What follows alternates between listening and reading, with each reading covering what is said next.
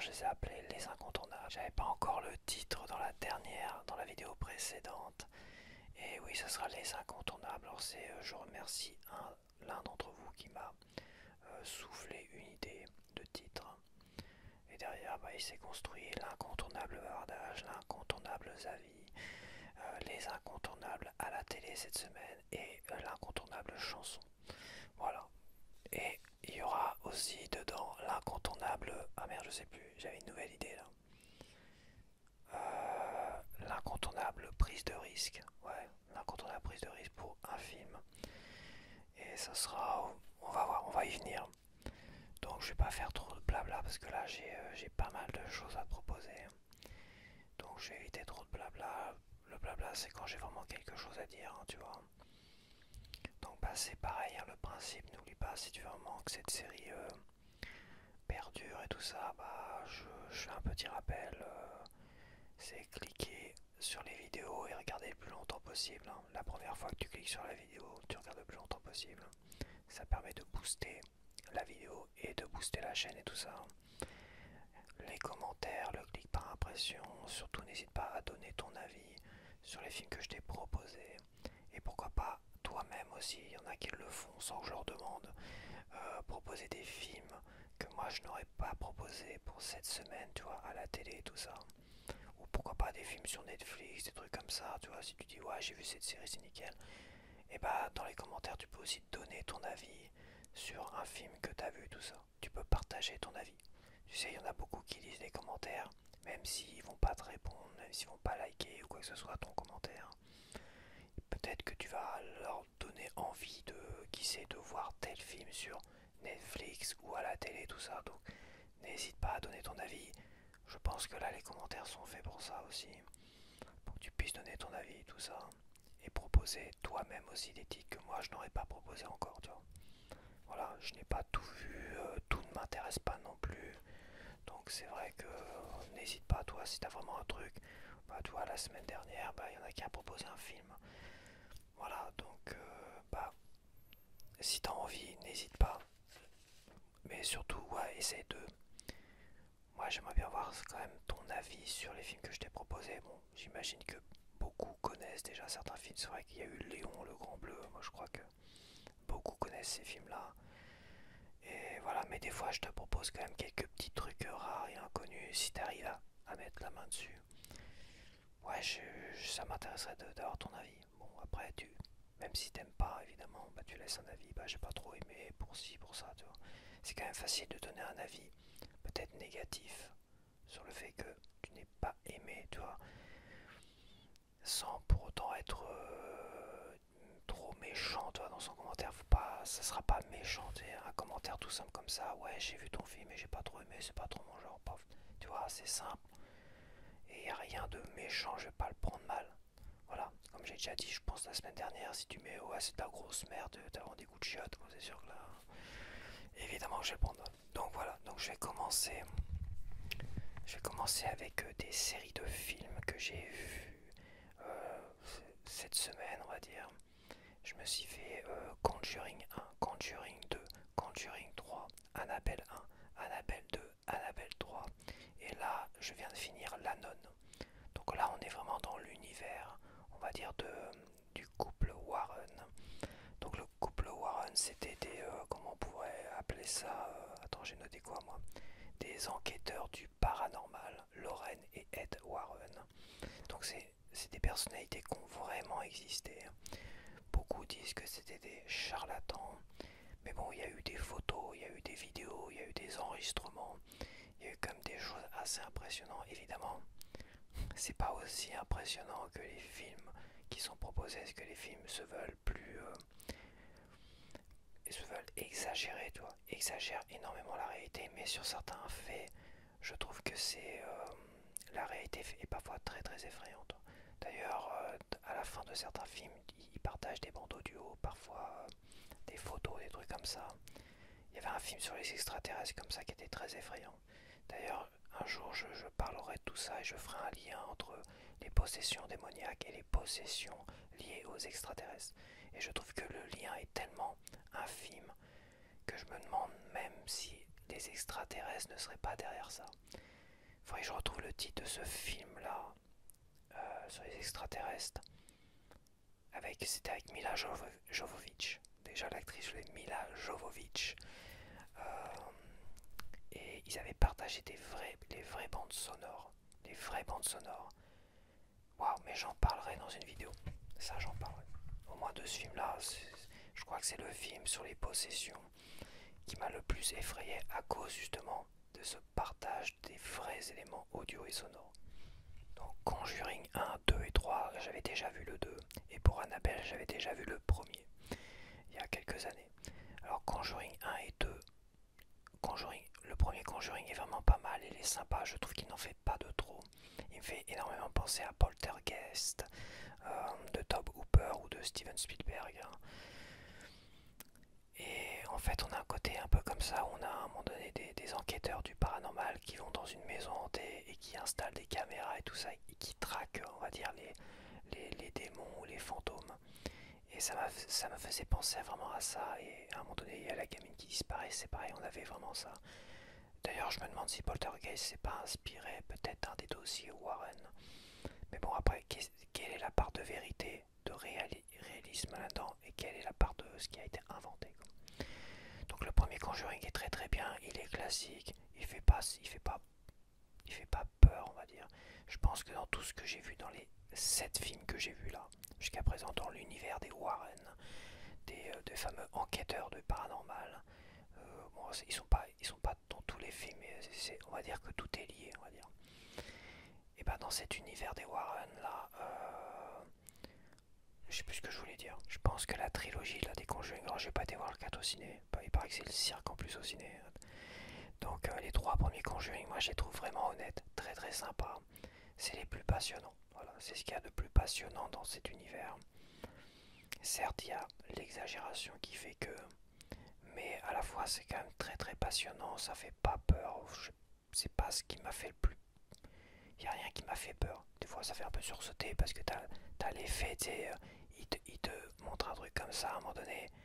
T'as l'impression qu'il va se passer quelque chose là, et finalement c'est là que ça arrive, et là finalement t'es surpris, tout ça. Bon, voilà. Là, la nonne, par exemple, j'ai été surpris une fois, parce qu'ils ont vraiment fait ce système-là. Tu vois une nonne qui est là, puis on est hop, ils te surprennent comme ça. Évidemment, tu ne peux que sursauter, parce que voilà. Mais tu sais que j'ai sursauté tout à l'heure devant la nonne, parce que ma télévision m'a mis un message à un moment donné, pendant une scène. Elle m'a mis un message en me disant la télé va s'éteindre au bout d'une minute. Donc là je clique, mais quand j'ai eu le message, tu vois, ça m'a fait ah merde. J'ai sursauté aussi, donc les 2 fois où j'ai sursauté, un petit peu on va dire, devant la nonne là, que je viens de regarder, c'était bon, le film, l'effet de surprise, tu vois. Je me suis fait avoir. Et ce fameux message de ma télé. Donc oui, c'est pas, franchement, dans tout ce que j'ai vu, les 7, il n'y a rien de vraiment effrayant, quoi. La nonne, par exemple, bah, la nonne, elle ressemble à Marilyn Manson, dans ses beaux jours, on va dire. Donc c'est vrai que quand je vois la nonne, je dis ah tiens Marilyn, ça, Marilyn Manson, t'as l'impression qu'elle va chanter du métal là et tout ça. Donc elle est pas très effrayante en soi. Voilà, avec ses petites dents pointues, bon, c'est pas très effrayant, ça reste très classique. Annabelle, bah Annabelle, le tout premier Annabelle, je l'avais vu et c'est vrai qu'il m'avait impressionné. Il y a certaines scènes m'ont impressionné sans spoiler. Le 2 est très intéressant, le Annabelle 2, parce qu'il fait le lien avec le premier. Ça c'est ce qui m'a le plus surpris. C'est le lien avec le premier film d'Annabelle. Et là, je me suis dit, waouh, bravo, le lien est super, il est calé. Je m'y attendais pas du tout en fait. J'étais surpris du twist de Annabelle 2. Par contre, Annabelle 3, bah, c'est du remplissage, on va dire. On va remplir un petit peu un scénario un peu. Là, c'est clairement pas, je pense pas tiré d'un dossier des Warren, parce que les Warren, le couple Warren, gardait dans une salle qui était bénie de toutes les semaines et tout ça, garder tous les objets qui étaient possédés, machin, tout ça, parce que pour eux, un objet possédé ne meurt jamais, quoi. Il sera toujours possédé éternellement. Ce qui fait qu'ils conservaient ça dans une salle où qui bénissait, qui bénissait. Et Annabelle 3, bah, ils ont voulu se faire un délire scénaristique en se disant bon allez, on va faire en sorte que on laisse la gamine avec deux crétines. Enfin, etc. Je vais pas spoiler, mais bon, c'est le synopsis de. Enfin bon, le Annabelle 3, c'est bon, c'est naze. La nonne, c'est pareil, c'est un peu naze quand même. C'est vraiment exagéré à son paroxysme, c'est un peu trop rock'n'roll. Il y a des scènes rigolotes, il y a une scène qui me faisait rire, c'est à un moment donné, le gars, il se fait peur, il est dans une sorte de cimetière avec des croix en bois, tu sais, des grandes croix en bois. Et à un moment donné, bah, il voit à moitié un fantôme qui fait comme un chat. Et il dit, bon attends, je vais repartir dans mon village, mais par contre, il prend une grande croix qui était plantée dans la terre, une croix d'une tombe, quoi. Hop, il la prend comme ça, puis il se barre avec une énorme croix, se coller sur la poitrine comme ça, c'était très rigolo. Bon, et bon, la nonne, c'est un peu, c'est pas terrible. J'ai bien aimé comme une scène, j'ai bien aimé une scène.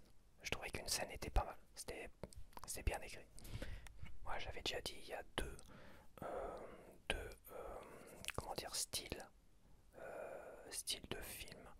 Tout ce qui est tout ce qui joue avec la timeline, tu vois, les boucles temporelles, voyage dans le temps, ou tout ce qui est timeline. D'ailleurs, je vais te proposer un film comme ça.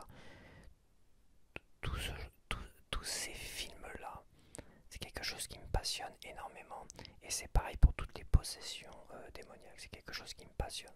Autant les films gore à la con, j'ai même pas envie de les voir. Tous les films sadiques sur les gens qui torturent, machin, tu sais, les sauts, je sais pas quoi que j'ai jamais vu. Tout ça, ça ne m'intéresse pas, je trouve ça horrible, dégueulasse. Et à la fois, je trouve ça tellement inintéressant au possible de se nourrir de merde comme ça, quoi. Après, tu me diras, mais toi, tu regardes des trucs sur les possessions démoniaques. Oui, mais c'est, je vais pas trop m'attarder sur ça, là, dans cette vidéo-là aussi, parce que j'aurais du mal, je pense que j'aurais du mal à m'expliquer comme ça en 5 minutes. Et j'avais déjà dû en parler en plus. Mais comme je dis, ces films-là, c'est pas des films qui font extrêmement peur. Voilà, bon, il y en a, ça peut impressionner. Bah, ceux qui sont seuls chez eux comme moi peuvent se dire merde, j'ai pas envie qu'on m'attrape la jambe et qu'on me tire la jambe comme ça. D'ailleurs, moi, ici, là où je vis ici, je me rappelle moi de m'être endormi sur mon canapé et je me rappelle je me rappelle sentir quelqu'un me caresser. J'étais pas endormi, hein, mais j'étais commencé à m'assoupir un peu. Et j'avais quelqu'un qui me caressait la main, ça m'est arrivé plusieurs fois, la main et l'épaule aussi, tu sais. Quelqu'un comme si quelqu'un qui tentait de, pas de m'agripper et de me tirer violemment, mais juste, j'ai senti ça et la seule réaction que j'ai eue, c'est laisse-moi tranquille s'il te plaît. Une réaction la plus calme possible et tout ça. Évidemment, si j'avais tiré d'un coup sec de mon lit, mon canapé, je mettrais votre par terre, là j'aurais dit, dis donc, j'aurais peut-être eu peur, mais je pense que c'est pas quelque chose qui me fait peur en fait. C'est quelque chose qui pour moi est tellement passionnant que c'est pas quelque chose qui me fait peur. Et c'est pas quelque chose que je cherche à faire. Je cherche pas à voir des fantômes, je cherche pas à être en contact avec des démons ou aller les titiller bêtement. C'est pas mon but, j'ai pas un but comme ça. C'est juste que c'est quelque chose qui me passionne énormément. Parce que je sais que c'est vrai, pas au point de certains films là aussi, c'est extrêmement exagéré quoi. Mais il y a beaucoup de choses qui sont réalistes, qui sont vraies, qui sont vraiment passées. Enfin moi, au moins j'en suis convaincu. Et croire, c'est déjà d'une certaine manière se protéger. D'ailleurs j'avais déjà dit ça dans un film d'ailleurs. Un film qui était un peu plus sérieux que tout cet univers des Warren. Où il disait que croire c'est déjà se protéger. Quand tu commences à ne pas croire certaines choses et à te détourner de certaines choses, finalement, tu t'affaiblis finalement psychologiquement sur ça. Mais, et là je mets un gros mais, c'est différent pour les possessions du vaudou et tout ça. Plus tu crois au vaudou, et là il y a un autre film qui est génialissime là-dessus, et plus finalement t'es happé par le vaudou. C'est ça qui est assez vicieux. Il y a des trucs vicieux comme ça. Mais il y a possession démoniaque et il y a aussi ceux qui maudissent et qui vont jeter des mauvais sorts sur des gens et tout ça. D'ailleurs, je crois que Conjuring 3, c'est ça, on est plus sur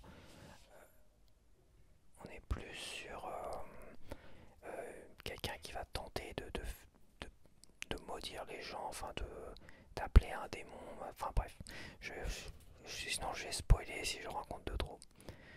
Donc oui, il faudrait que je fasse vraiment une vidéo là-dessus. Et à la fois, il y a tellement de films. Et je suis pas sûr que ça vaille le coup non plus. Parce que là, toi, j'en parle un petit peu. J'aurai l'occasion encore d'en parler, encore d'en parler. Et voilà. Ouais, parce que cette vidéo, les incontournables, c'est aussi fait pour ça. Faire une vidéo à côté où je ne parlerai que de ça. Est-ce que ça serait une bonne idée ou pas? Bon. Voilà, tu vois, là, je donne mon avis sur 7 films autour de la possession et autour de deux personnalités qui ont existé, des enquêteurs du paranormal. La femme serait à moitié médium et l'autre verrait aussi des fantômes. Il y en a comme ça. Il y en a comme ça. Il y a des gens qui voient des choses, qui voient des fantômes. Oui, il y en a. Il y en a qui voient des choses et d'autres qui ne voient rien. Tu vois, moi je ne vois rien. Mais c'est vrai que j'ai ressenti une main, quelque chose me caresser, tu vois. Quelque chose me prendre comme ça et tout de suite, sans avoir peur, parce que je pense que si je devais donner un secret, c'est le plus difficile à faire, c'est plus tu as peur, plus c'est pareil, plus t'es happé par tout ça en fait. C'est aussi le problème par rapport au vaudou par exemple. Évidemment, il y a un film comme ça qui s'appelle... ça serait spoilé si je racontais ça, et ce film-là est extraordinaire. Mais en fait, le vaudou, en règle générale, c'est plus tu vas croire à cela, plus tu vas être pris dans ce truc-là, parce que plus tu vas avoir peur de ça, en fait.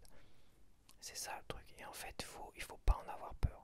Plus tu as peur, plus tu te fragilises psychologiquement. D'ailleurs, la peur, c'est bien connu. La peur, c'est ce qui amène à la colère, c'est ce qui amène à beaucoup de choses. Donc, c'est compliqué. Il faut vraiment gérer sa peur, gérer sa peur. Et surtout quand il y a un truc comme ça qui t'arrive, quand t'as vraiment l'impression que quelqu'un est en train de te caresser ou c'est pas une caresse, t'es pas en train mais tu sentais bien qu'il y avait quelque chose là qui était là, qui c'était pas normal. Et ça aussi, ça me l'a fait 2 fois. Et après que j'ai fait, j'ai dit à voix haute, j'ai dit vas-y, laisse-moi tranquille s'il te plaît. Je savais pas qui c'était, hein. Ça se trouve c'était quelqu'un de gentil, ça se trouve c'était un proche, ça se trouve c'était mon petit chien, qui sait. Parce que j'ai encore ses affaires à mon petit chien, tu vois. Ça pouvait être quelqu'un qui est décédé ici. Je sais qu'il y a une personne qui est décédée là-haut, une personne qui était décédée là. À savoir s'il n'y avait pas une personne qui est décédée ici aussi. J'en sais rien. Mais j'ai pas ressenti quelqu'un de mauvais ou de méchant. Ça, je pense que voilà. Et depuis, bah, je n'ai plus rien, mais comme j'ai dit, je me répète, mais je pense que le secret, c'est de ne pas en avoir peur. Voilà. C'est aussi pour ça que j'ai pas trop peur. Tu vois, j'ai regardé La Nonne comme un film comme ça, un film popcorn, on va dire. C'est un film popcorn hein, quand même. Alors oui, t'as toujours le principe d'essayer de te faire sursauter, mais tu sais, moi quand t'as ma sonnette qui sonne, là, des fois je sursaute parce que j'étais en train de faire autre chose, tu vois. Et là, t'as ma télé qui m'a fait sursauter, donc bon. Donc voilà, Conjuring 1, 2, 3. Les trois, ceux-là ils sont sympas, c'est sympathique. Annabelle 1, 2, 3, le premier est vraiment très très sympa. Le deuxième, il est pas mal. Et il crée le lien. Le troisième, il est pas très intéressant, il est même un peu naze. Je trouve il ridiculise ouais, tout l'univers des Warren. Donc à oublier. Donc voilà, j'ai voulu parler, donc ça fait 7 films, toi. 7 films et je te conseille, oui, les 3 Conjuring, Annabelle 1 et 2. Et c'est tout. La nonne, bon, si t'aimes pas les nonnes, autant pointu, pourquoi pas. Donc maintenant on va partir sur les incontournables à voir cette semaine à la télé. On va commencer avec le lundi 29 septembre à 23h25 sur TF1 série film. Et on a le fabuleux Seven de David Fincher avec Brad Pitt, Morgan Freeman et Gwyneth Paltrow. Donc c'est un film de 95, un thriller horrifique. Oh, je mets thriller. C'est pas forcément un film d'horreur, mais c'est vrai que ça tend vers le truc horrifique quand même. Est-ce que j'ai été le voir au cinéma? C'est une bonne question. Je crois pas avoir été le voir au cinéma celui-là. Je m'en rappelle pas. Je me rappelle Alien 3 de David Fincher, oui, ça c'est sûr. Et Seven, je ne pense pas avoir été le voir au cinéma. Et à la fois, je suis quasiment sûr d'avoir été le voir au cinéma en fait. C'était vraiment l'époque où on allait tout voir, mais tout voir. Et après évidemment, je sais pas, j'ai un doute. Franchement, il y a des trucs comme ça, je sais pas du tout. C'est obscur, c'est tellement obscur, donc je peux pas dire. Donc je vais te lire le synopsis quand même. Bon, je pense que beaucoup ont vu Seven, mais il y en a qui n'ont pas vu Seven. Et bah écoute, alors peu avant sa retraite, l'inspecteur William Somerset, un flic désabusé, est chargé de faire équipe avec un jeune idéaliste, David Mills. Il enquête tout d'abord sur le meurtre d'un homme obèse que son assassin a obligé à manger jusqu'à ce que mort s'ensuive. L'enquête vient à peine de commencer qu'un deuxième crime tout aussi macabre est commis, puis un troisième. Petit à petit, les deux policiers font le lien entre tous ces assassinats. Donc attention, ça reste un thriller qui peut vraiment beaucoup perturber parce que des scènes sont quand même choquantes. Bah, c'est pas que les scènes soient choquantes, c'est que les meurtres sont choquants. Tu vois, quand ils détaillent le meurtre, ça peut écœurer, ça peut choquer, tout ça. Et le twist final, il peut aussi te perturber énormément. Donc ça reste un film juste choc, mais très difficile à regarder. Donc si t'es pas dans une bonne période dans ta life, je te conseille, et que t'as pas vu Seven évidemment, je te conseille autre chose. Mais ça reste quand même un sacré putain de film qui, si tu l'as pas vu, ça vaut le coup d'œil. Mais bon, interdit, je sais pas, peut-être interdit au mois de saison. Interdit au mois de saison, peut-être 18 ans. Bon, peut-être pas quand même 18 ans, ça fait beaucoup. Généralement les films d'horreur, peu importe qu'ils soient gore ou pas gore, c'est interdit au mois de saison. Quoique. Quoique. Donc ça c'était pour le lundi 29 septembre, donc c'est-à-dire demain à 23h25 sur TF1 Série Film. Donc après on passe à mercredi 1er octobre, ça y est on passe en octobre. À 20h55 sur RTL9, on a Twister, un film de Jane de Bont avec Bill Paxton, le regretté Bill Paxton, Helen Hunt, Philip Seymour Hoffman, le regretté Philip Seymour Hoffman, Cary Elves et Jamie Gertz. Donc c'est un film d'aventure de 96. Donc, ça c'est un film, je pouvais que le mettre. Parce que c'est un film, oui, je pense avoir été le voir au cinéma. C'était dans la même période avec le Pic de Dante et Twister. Et je m'étais fait la réflexion après avoir vu. Je m'étais fait la réflexion parce que on a été voir Twister et après je me suis dit on irait bien voir le Pic de Dante. Et bizarrement on n'a peut-être pas eu l'occasion d'aller voir le Pic de Dante. Ou peut-être que si d'ailleurs. Je n'ai pas d'importance. Donc Twister c'est un film, je dirais pas feel good mais presque. Pour moi c'est un film feel good. C'est un film du dimanche après-midi quand il pleut dehors, quand tu te fais vraiment chier, tu te mets Twister et tu passes un bon moment. Voilà, donc pour moi c'est quelque chose qui m'a... Dans Twister, ça a toujours été un film qui m'a fait un effet feel good en fait. Voilà, parce que tous les personnages sont vraiment sympathiques, sont rigolos.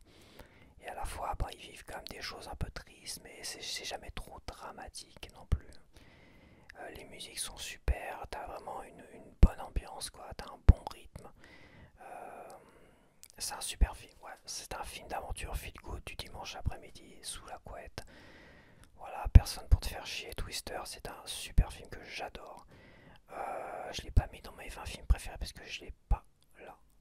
Oui, je l'avais en DVD, je l'avais en VHS, mais c'est vrai que bon, c'est comme tout, hein. Quand j'aurai ma télé 4K, je pense que ça c'est un film que je me récupère en 4K. Je crois qu'il est sorti d'ailleurs.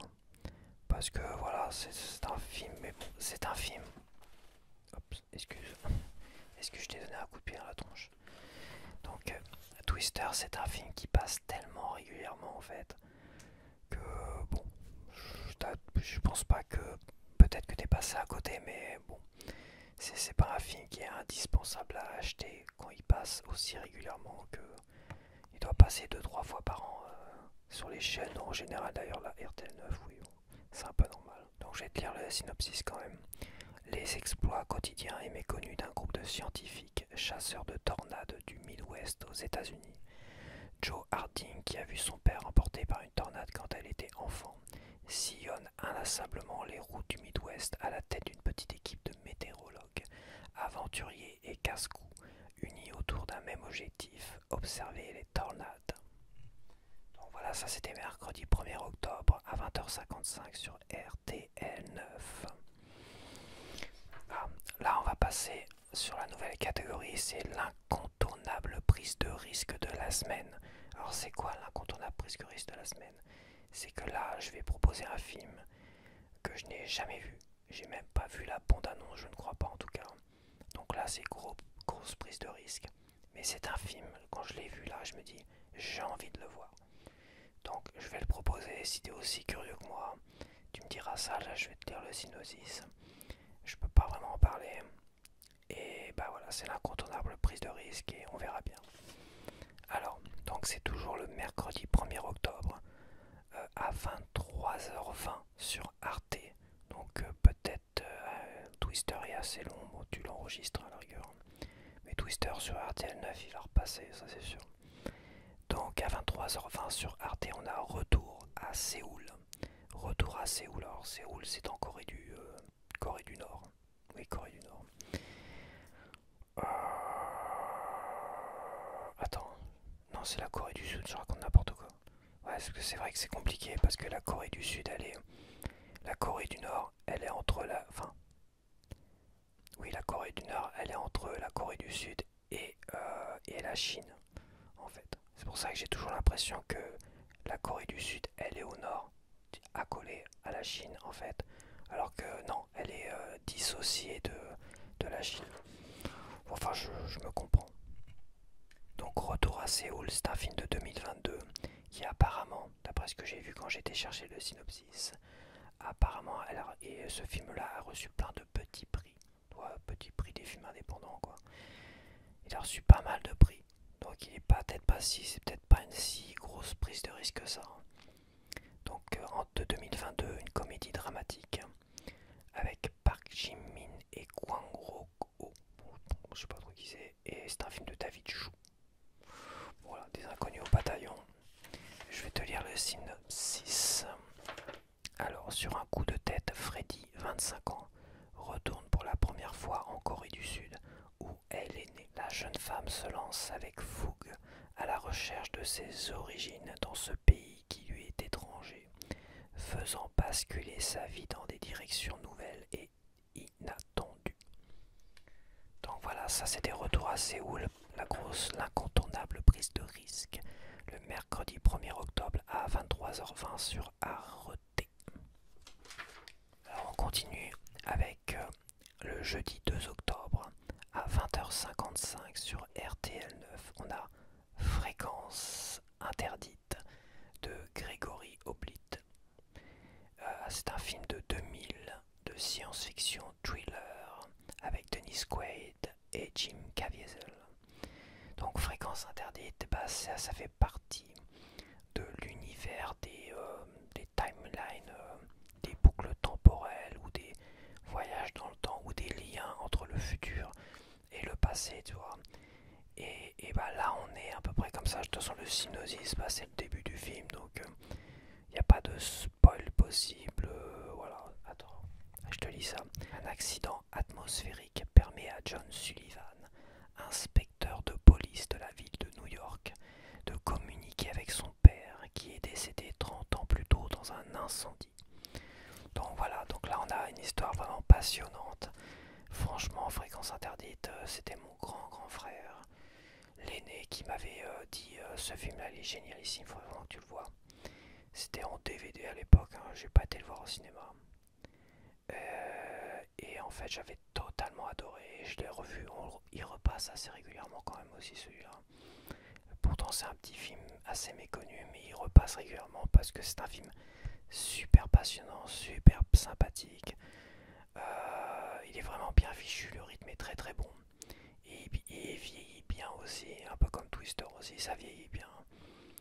Fréquence Interdite, je peux que te le conseiller. Après, est-ce que je peux pas trop en parler non plus parce que après ça serait trop spoiler et te laisser. J'ai envie de te laisser de bonnes surprises, mais c'est un super film. Et ben ça aussi c'est un film comme Twister du dimanche après-midi sous la couette. Alors tu peux l'enregistrer comme moi, tu sais, je les enregistre et le dimanche après-midi tu te mets comme ça, tu fais ta petite sieste devant, c'est pas grave. Tu te mets sous la couette, sur ton canapé, sous un plaid, tout ce que tu veux, tout te regarde. Fréquence Interdite et Twister toute l'après-midi.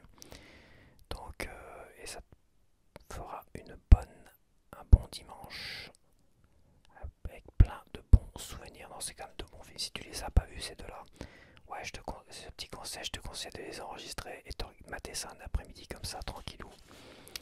Vraiment peinard. Donc, alors, Fréquence Interdite, c'est le jeudi 2 octobre à 20h55 sur RTL9.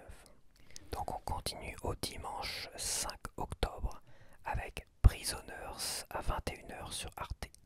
Donc Prisoners, c'est un film de Denis Villeneuve avec Hugh Jackman, Jake Gyllenhaal et Paul Dano. Un film de 2013, un thriller psychologique parce qu'il y a beaucoup de psychologie là-dedans. Alors moi j'avais dit une connerie en fait avec Denis Villeneuve parce que j'avais dépeint Denis Villeneuve comme quelqu'un qui faisait des films assez lents, assez beaux. Il avait un style très particulier. J'avais oublié que Sicario et Prisoners c'était des films de Denis Villeneuve. Pour moi, je sais pas pourquoi, je m'étais arrêté parce que c'est vrai que ces derniers films à partir de Blade Runner, la suite de Blade Runner, et ben il a choisi de rester dans un style comme ça, assez particulier, assez lent, avec une belle photographie, tout ça. Et en fait, Sicario et Prisoners, c'est des films assez durs, assez froids, assez bruts de décoffrage. Ça reste des très très bons films. Mais je me rappelle pas que Sicario c'était aussi envoûtant que Premier Contact ou le deuxième Blade Runner, tu vois, en fait. Donc ouais, j'avais dit une connerie parce que j'avais totalement oublié que Denis Villeneuve c'était aussi Sicario, c'était aussi Prisoners. Et Prisoners, c'est un coup de poing dans la gueule, mais comme j'ai dit, c'est un thriller psychologique. Donc c'est un film difficile à regarder. Sicario aussi, ça peut être très difficile aussi. Donc voilà, une petite mise en garde quand même. Donc je vais te lire le synopsis. Dans la banlieue de Boston, deux fillettes de 6 ans, Anna et Joy, ont disparu. Le détective Loki privilégie la thèse du kidnapping suite au témoignage de Keller, le père d'Anna. Le suspect numéro 1 est rapidement arrêté, mais est relâché quelques jours plus tard faute de preuves, entraînant la fureur de Keller. Aveuglé par sa douleur, le père dévasté se lance alors dans une course contre la montre pour retrouver les enfants disparus. Prisoner, c'est comme Seven, ça reste des films très difficiles à regarder. Si vraiment t'es pas dans ton mood tranquille, ou enfin si t'es pas dans un mood à regarder des trucs comme ça, je te conseille Fréquence Interdite et Twister évidemment. Et Retour à Séoul, bah je sais pas encore. Retour à Séoul, ça sent le film de nuit, ça. Le film de nuit. Donc on va finir avec la chanson de la semaine qui est associée à un film qui passe aussi cette semaine à la télé. Donc, bah, il passe, ça tombe bien, le dimanche 5 octobre à 21h10 sur France 2. Donc la chanson s'appelle Skyfall d'Adèle et c'est la chanson du film Skyfall, le troisième James Bond avec Daniel Craig. En fait, pour ma série des films, tu vois, que je pourrais te présenter à la télé comme ça, j'évite un peu les films, un peu trop tout ce qui est James Bond, les Marvel, les machins, parce que ça reste un genre assez particulier. Moi, les James Bond, j'aime bien le personnage, mais j'aime pas tous les James Bond. Il y en a tellement qu'on m'a vieilli, tu vois. Il y aurait peut-être, moi, dans mes préférés, L'espion qui m'aimait, que je te conseillerais peut-être un jour. Il y aurait peut-être aussi On ne vit que deux fois avec Sean Connery, tu vois. Et Skyfall, voilà. Casino Royale, j'ai vraiment bien aimé. J'avais été le voir au cinéma. Waouh, j'ai redécouvert James Bond, quoi. C'est juste incroyable. J'avais pas l'impression de voir un James Bond. Mais ça reste un film qui est très intéressant, mais à revoir comme ça, je trouve que ce film-là manque réellement de profondeur par rapport à Skyfall. Alors Skyfall, je crois que c'est pareil, ça devait être mon grand frère qui me l'avait conseillé, parce qu'il avait été le voir au cinéma avant moi. L'aîné, pareil. Ouais, c'était ça. Ouais, c'était ça, c'était lui aussi. Parce que lui, il aime beaucoup du James Bond, et lui, il adore tous les James Bond. Et Daniel Craig aussi. Moi, j'avais été voir Quantum of Solace, le deuxième Daniel Craig, j'avais été très déçu. Et j'avais pas trop envie de voir Skyfall. Mais j'aimais beaucoup la chanson de Adele. Je la trouvais vraiment envoûtante, et c'est pareil, j'aime bien, j'écoutais la chanson comme ça, et j'hésitais à aller voir ce film là. Je sais pas, je me rappelle plus avec qui j'étais voir ce film là, tu vois, j'ai plus vraiment de souvenir de ça. Mais j'ai été le voir au cinéma, et c'est vrai que c'est un film, un James Bond qui est assez particulier, que je pense qu'il sort vraiment du lot de tous les James Bond. Pourquoi? Parce qu'en fait, on a un James Bond qui est fragile et qui est vieillissant, et qui se livre un peu plus d'ailleurs. D'ailleurs, la dernière partie, finalement, on retourne dans son enfance, dans son passé d'une certaine manière. Et cette dernière partie est juste extraordinaire, quoi. La photographie de la dernière partie. Au cinéma, et j'ai pas revécu ça devant ma télé, au cinéma, la dernière partie, les scènes de nuit, en fait, avec les flammes, tout ça, c'était juste magnifique. T'avais vraiment l'impression d'y être à un moment donné. C'était tourné, c'était un peu, t'avais un petit peu oppressant et tout ça, mais c'était vraiment magnifique. Donc ouais, je propose Skyfall parce que je pense que c'est le James Bond, vraiment le seul James Bond qui sort vraiment du lot, qui sort vraiment du lot de tous les James Bond, parce qu'il propose quelque chose d'un peu plus intimiste sur James Bond en lui-même. Et je peux que le proposer. D'ailleurs, il est là. J'avais sorti justement en steelbook, en steelbook avec la Aston Martin. Donc la Aston Martin de l'homme au pistolet d'or, non? Je sais plus. Ou la toute première, ou le tout premier, tout contre Dr No, non? Attends, je sais plus tout. Donc ouais, il est à la Aston Martin de Sean Connery, quoi. Skyfall, ouais, donc super film, vraiment, vraiment très très bon film. Un très bon James Bond. Malheureusement, bah, la suite c'était très décevant quand même. Personnellement, Quantum of Solace c'était pas terrible. À part Casino Royale avec Daniel Craig. Skyfall. Le reste de Daniel Craig, il y a Mourir peut attendre, tout ça, je trouvais ça pas terrible. Et quatrième, c'est quoi? Comment il s'appelle quatrième? C'est Spectre. T'as Spectre, Mourir peut attendre, et Quantum of Solace, c'est vraiment... on retourne sur du classique James Bond. Mais le classique James Bond, ça vieillit très mal en fait. Quasiment tous les Roger Moore, on est dans une sorte de classique James Bond. Et L'espion qui m'aimait, bah, c'était un de mes films préférés. La musique, tout ça, génialissime aussi. Mais L'espion qui m'aimait, on reste vraiment dans une romance en fait. Une forme de romance à un James Bond. J'aime bien. J'aime bien L'espion qui m'aimait. J'ai l'impression de voir un peu autre chose qu'un James Bond, mais on reste quand même dans un truc classique, tu vois. On ne vit que deux fois aussi, j'avais bien aimé. Les Sean Connery sont très très bien. Je trouvais que les Sean Connery étaient moins grossiers. Pour certains en tout cas, ils étaient moins grossiers dans l'univers James Bond que les Roger Moore, que les Timothy Dalton. Ils étaient un peu plus durs. C'était pas si mal. Après, avec, comment il s'appelle, celui-là qui a fait Golden Eyes, l'acteur, je sais plus. Après, t'avais GoldenEye, je sais que moi j'avais un pote qui était fan de GoldenEye, on a été le voir au cinéma. Pour lui, c'était le meilleur James Bond, c'était un chef-d'œuvre limite. C'était mon meilleur pote à l'époque, pour lui c'était un chef-d'œuvre GoldenEye. Bon, je pense que Pierre Brosnan, Pierre Brosnan, et c'est pareil avec Pierre Brosnan, je trouve on est vraiment d'une James Bond un peu à la Roger Moore, un peu grossier, un peu exagéré, tu vois. Et il y a aussi un James Bond qui est assez rare, parce que c'était le retour de Sean Connery. Il est pas dans la série des James Bond, mais c'est James Bond, parce que le personnage n'appartient pas à MGM, là, ou je sais plus quoi. Et en fait, t'as jamais, plus jamais, avec Kim Basinger et Sean Connery. Et c'est pareil, là on a un James Bond qui est un peu vieillissant. Ouais, on a un Sean Connery qui est très vieillissant. Et ce film-là, jamais, plus jamais. C'est un film aussi, c'est un James Bond qui m'avait vraiment marqué aussi, mais on sort finalement. On sort de la saga James Bond tout en ayant toujours le personnage de James Bond. Par contre, les effets spéciaux ont super mal vieilli. Ouais, les effets spéciaux, c'est un peu ripou. Non, ouais, aujourd'hui, si vraiment je vais conseiller 3 James Bond. C'est Skyfall de Daniel Craig, Casino Royale éventuellement, L'espion qui m'aimait de Roger Moore, parce que bon, c'est un petit coup de cœur quand même, ça reste quand même un très bon film. C'est le meilleur de Roger Moore, tout simplement. Et On ne vit que deux fois de Sean Connery. Ouais, ça, c'est ces trois-là, franchement. Donc voilà, Skyfall, je peux que te le conseiller. Ah, si, mais je t'ai pas lu le synopsis.